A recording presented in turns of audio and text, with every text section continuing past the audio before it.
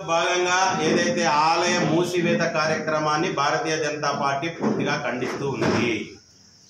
దేశంలో సుప్రసిద్ధ పుణ్యక్షేత్రమైన కాశీ క్షేత్రాన్ని అభివృద్ధి చేసిన 400-500 కోట్లతోటి దర్శనాలను మూసివేయలేదు, నిలిపివేయలేదు.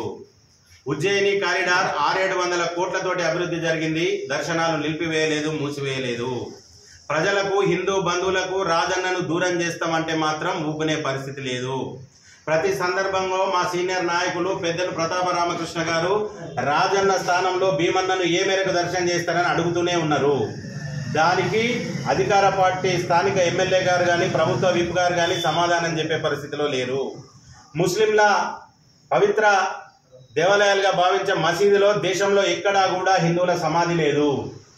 ఈరోజు ఈ రాజన్న పుణ్యక్షేత్రంలో మరి సమాధి ఎందుకు అని చెప్పి మేము అడుగుతూ ఉన్నాం. గత పాలకులు ఏదైతే ఓటు బ్యాంకు రాజకీయ కోసం అన్ని వనరులను వారికి దోచిపెట్టిర్రో అది ఇక నుండి సాగదు. రానున్న రోజుల్లో అభివృద్ధి పేరు మీద మనోభావాలను, హిందువుల మనోభావాలను దెబ్బతీసే పరిస్థితి తీసుకొస్తే మాత్రం భారతీయ జనతా పార్టీ ఉద్యమిస్తుంది. మీరు దీనికి వ్యతిరేకంగా రాజన్న యొక్క దర్శనాన్ని మూసివేస్తామంటే మాత్రం 100కు 400% గౌరవ పార్లమెంటు సభ్యులు హిందూ సామ్రాట్ మా బండి సంజయ్ కుమార్ గారి నేతృత్వంలోని పార్లమెంట్లోని భారతీయ జనతా పార్టీ ఉద్యమిస్తుంది. ఎట్టి పరిస్థితుల్లో వేలాది మంది భక్తులతోటి దర్శనం చేసుకుంటాం.